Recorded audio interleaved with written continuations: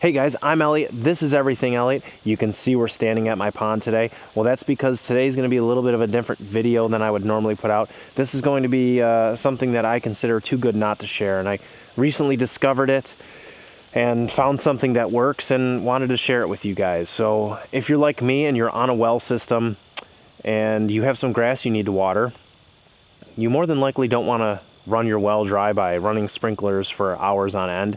And I came up with a solution. It took me a little while to find one that would work, but this is it. And obviously this is only going to work for you if you have a body of water or a creek, something on your property that you can pull water from. Conveniently, we're at my pond and there's plenty of water here, so this is what I use. So you can see in my pond right there, I have a submersible pump. Now this is a 1.5 horsepower pump and I've got it thrown in there. I threw it in last night because my pond is very murky when it gets disturbed. So I wanted to get in there early enough that the water can settle, the mud can settle and stuff like that, and we can go ahead and use this. I'll pull it out at the end of the video so you guys can get an idea, but this is I'm probably gonna pronounce it wrong, but it's a Foting. F-O-T-I-N-G, Foting. I believe that's how you spell it. Got it off Amazon. It's a 1.5 horsepower submersible pump. Now, your normal submersible pumps are going to be usually like a third of a horsepower or half a horsepower, and it's just not enough water pressure to power a sprinkler. It took me a while to find this big submersible pump, one that was not one of those commercial ones with a 2-inch line. I can hook a garden hose to this and it works for what we need. So we're gonna fire this thing up. I've got it powered from my shop. I've got an electrical cord run on the ground, if you can see it, hose and electrical cord right there. Yeah, it's just running from the shop. That's how I get electric out here. I've already watered one section because I wanted to test it to make sure it worked before we made this video. So we're gonna fire up the pump and we'll head over to the sprinkler so you can see it run on a normal sprinkler. And then what we're gonna do is we're gonna drag it up front where I cleared some land, and we're gonna try it on a different type of sprinkler, a walking sprinkler. So you can see the sprinkler's already got some water coming out of it right there, and that's just because the pond is higher than my sprinkler is, so it's just siphoning water out of the pond currently. But we'll go plug it in, get the pump going so you guys can see what this looks like.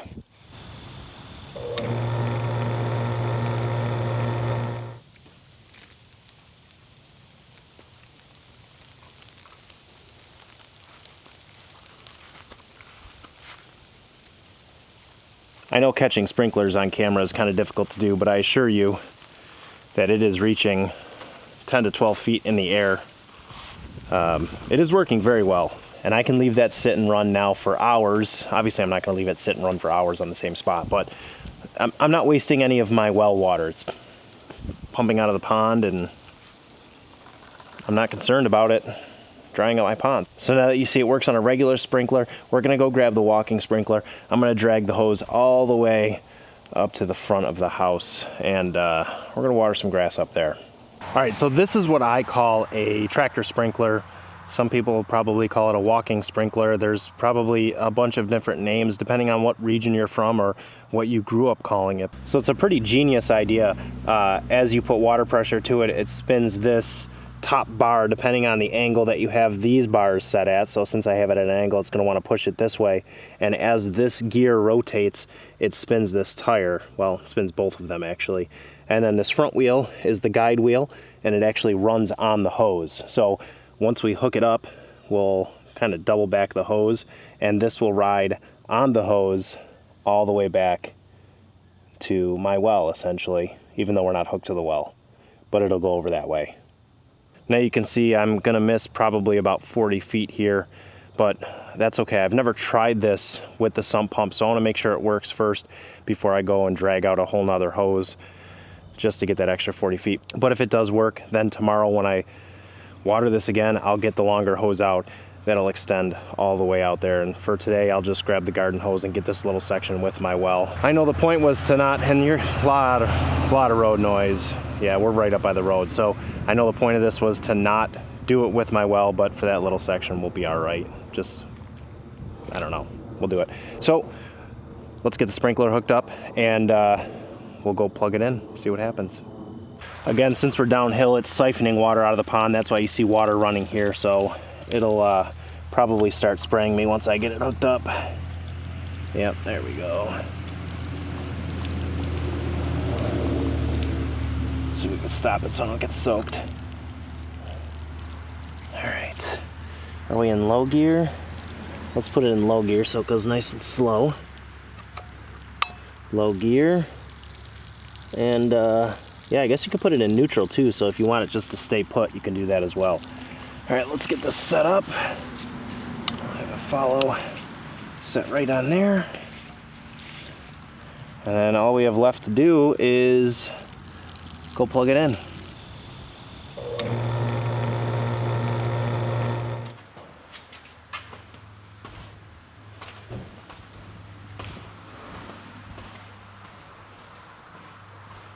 Well, it's working, it's spinning, and I know you can't tell on camera, but the wheels are spinning as well, so it is moving forward, and obviously it's designed to go super slow, so that's the point of it. I guess I'll walk in the danger zone.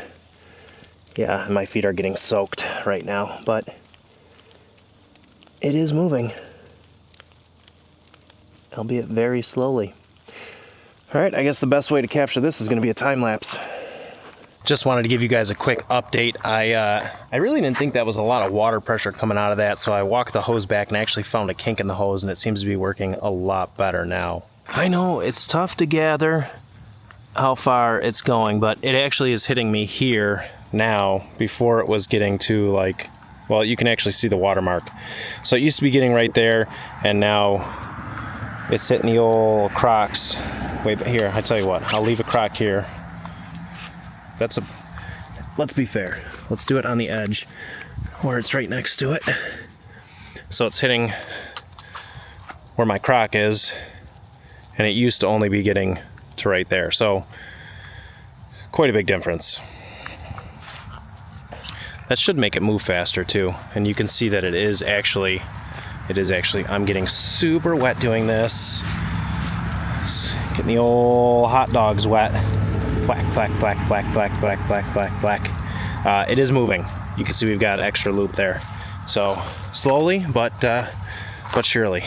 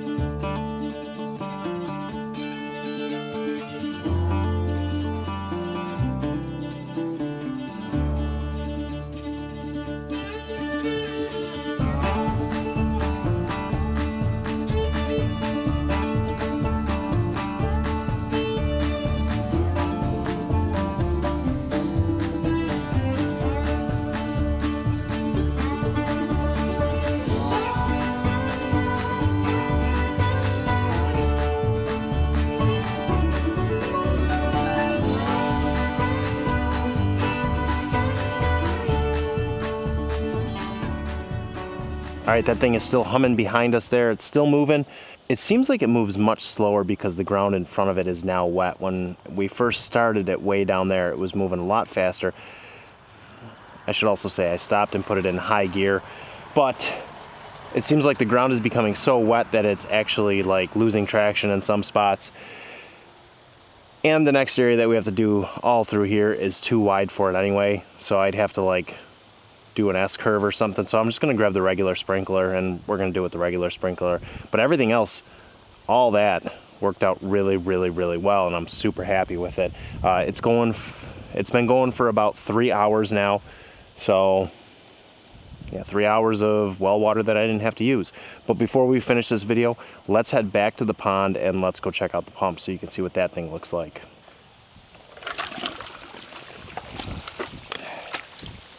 All right, so here is the pump. Now, like I said, Foting, I don't know, maybe I'm pronouncing that incorrectly, I don't know. But here's all of the information on it, and it is a model, I don't know, Q900B237M. And it's, yeah, max flow 6,300 gallons per minute. I don't know if you can read that or if it gets blurry. Yeah, it looks like it gets blurry. Yeah. There, you can pause there and read it if you want to. But 1.5 horsepower, and it came with this blue elbow here, and essentially it had a threaded end on the end of this blue. Like, it's tough right here. So I went and got a PVC connection, and then a reducer, and then basically, hold on, this brass fitting. Hardware stores sell these. It's NPT to hose bib, because hoses are not NPT, so I just had to adapt it to fit the hose, because this is supposed to take one of those like foldable hoses, but I obviously wanted to use a garden hose to hook a sprinkler up. Yeah. And the bucket, I don't know if I explained that, that's just to keep the mud and stuff out, because I tried this and threw it right in the bottom of the pond. It was just sucking up a bunch of muck. But it's got a float on it, so it'll allow them to turn off if you didn't want to use it for this, or if you drain the pond of water watering your yard. Well guys, that's going to be it for today's video. Super happy with the way it works. I'm very, very happy, because I used to just hope for rain, and we haven't had any rain in the past 4 or 5 days, at least since I planted it, so it needed some water. And I've tried this before with a little, like, I don't know what it was, maybe a 3rd horsepower sump pump, and it just didn't work. The water just kind of trickled out of the sprinkler. But yeah, I'm gonna hook this whole thing back up, go back up front, and finish with the regular sprinkler. And there are some other areas I need to do.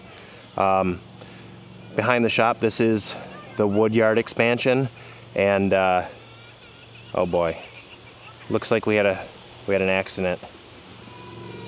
Jeep versus tractor. What happened over there?